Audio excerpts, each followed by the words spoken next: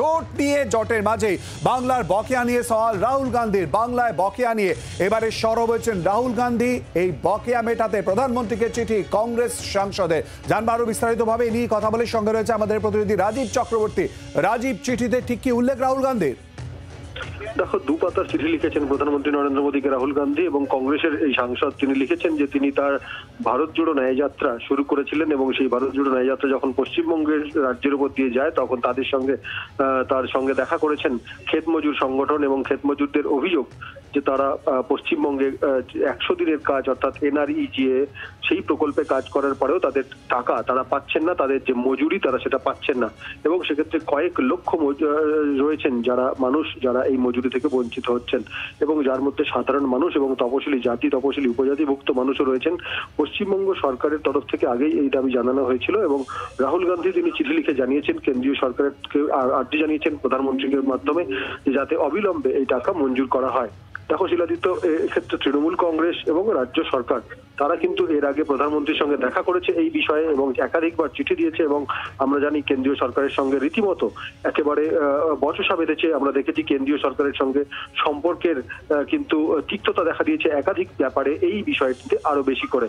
আর তারপর কংগ্রেসের তরফ থেকে রাহুল গান্ধীর এই চিঠি অত্যন্ত তাৎপর্যপূর্ণ, তার কারণ রাহুল গান্ধী ভারত জোড়ো ন্যায়যাত্রা পশ্চিমবঙ্গ দিয়ে অন্য রাজ্যে পৌঁছেছেন, এবং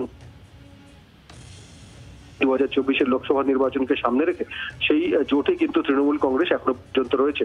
আসন সমঝোতা হয়নি, এবং তৃণমূল কংগ্রেস জানিয়ে দিয়েছে তারা তরফ থেকে আসন সমঝোতার চেষ্টা চলছে। আর এরকম একটি আবহে রাহুল গান্ধীর এই চিঠি অত্যন্ত গুরুত্বপূর্ণ, এবং সেক্ষেত্রে তৃণমূলকে পাশে পাওয়ার চেষ্টা বলেই মনে করছে রাজনৈতিক মহল।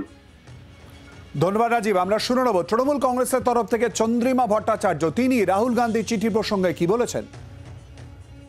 রাহুল গান্ধী কি চিঠি দিয়েছেন সেটা রাহুল গান্ধী বলবেন। বকেয়া দেওয়া তো কেন্দ্রের আইনত তার কর্তব্য হচ্ছে বকেয়া দেয়া, সেটা অন্য কোনো রাজনৈতিক দল যদি বলে থাকে বলেছে, আমরা আমাদের মতো বলেছি এবং আমাদের মতো করছি, সেটা আপনারা দেখছেন। জেস্টারের কি আছে, সবাই যে আপনিও বলতে পারেন গিয়ে, তাতে তো অসুবিধা নেই, যে কেউ বলতে পারেন। জোট দিয়ে জোটের মাঝেই বাংলার বকেয়া নিয়ে সওয়াল করেছেন রাহুল গান্ধী। বাংলার বকেয়া নিয়ে এবারে সরব হয়েছেন রাহুল গান্ধী। বাংলার বকেয়া মেটাতে প্রধানমন্ত্রীকে চিঠি কংগ্রেস সাংসদের। এই মুহূর্তে আমাদের সঙ্গে টেলিফোন লাইনে রয়েছেন প্রদেশ কংগ্রেস সভাপতি অধীর রঞ্জন চৌধুরী। অধীরবাবু, ইতিমধ্যে রাহুল গান্ধী চিঠি দিয়েছেন, বাংলার বকেয়া মেটানোর জন্য প্রধানমন্ত্রীকে অনুরোধ করেছেন। তৃণমূল কংগ্রেসের তরফ থেকে বলা হচ্ছে যে চিঠি দিতেই পারেন, কি বলবেন আপনি? বাংলার মানুষের অভাব অভিযোগ শুনছে, তাই হয়তো বলেছে। বাংলা মানুষের অভিযোগে পাচ্ছে তো, বাংলার ঘরে ঘরে কাজ নিয়ে যাচ্ছে, গ্রাম ফাঁকা, গ্রামে 100 দিনের কাজ বন্ধ হয়ে গেছে, তার জন্য সাধারণ মানুষের দুরবস্থা শেষ নেই। আর এই 100 দিনের কাজ কংগ্রেসের আমলে, ভারতবর্ষের কংগ্রেস পার্টি ইউপিএ সরকারের আমলে সোনিয়া গান্ধীর নেতৃত্বে কাজের অধিকার, আইনগত অধিকারের যে আইন ভারতবর্ষের পার্লামেন্টে পাস হয়েছিল, এখন রাইট টু ওয়ার্ক, তারই কারণে আজকে সারা ভারতবর্ষে 100 দিনের কাজে সাধারণ মানুষ কাজ করার সুযোগ পায়, বাংলায় সেটা পাচ্ছে না। তাই বাংলার মানুষের সাথে বলেছেন রাহুল গান্ধী। অধীরবাবু, রাহুল গান্ধী যে চিঠি দিচ্ছেন প্রধানমন্ত্রীকে, যান্ত্রিক কারণে যোগাযোগ বিচ্ছিন্ন হয়ে গেছে। আমরা কথা বলছিলাম অধীর চৌধুরীর সঙ্গে। রাজ্য বিজেপির সভাপতি সুকান্ত মজুমদার তিনি কি বলেছেন শোনাবো।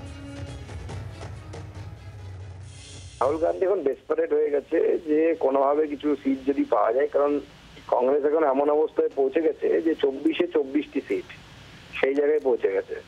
তো স্বাভাবিকভাবে চাইছে খড়কুটোকে ধরে বাঁচার জন্য, তাই তৃণমূলের মতো চোর পার্টির পাশে দাঁড়াচ্ছে।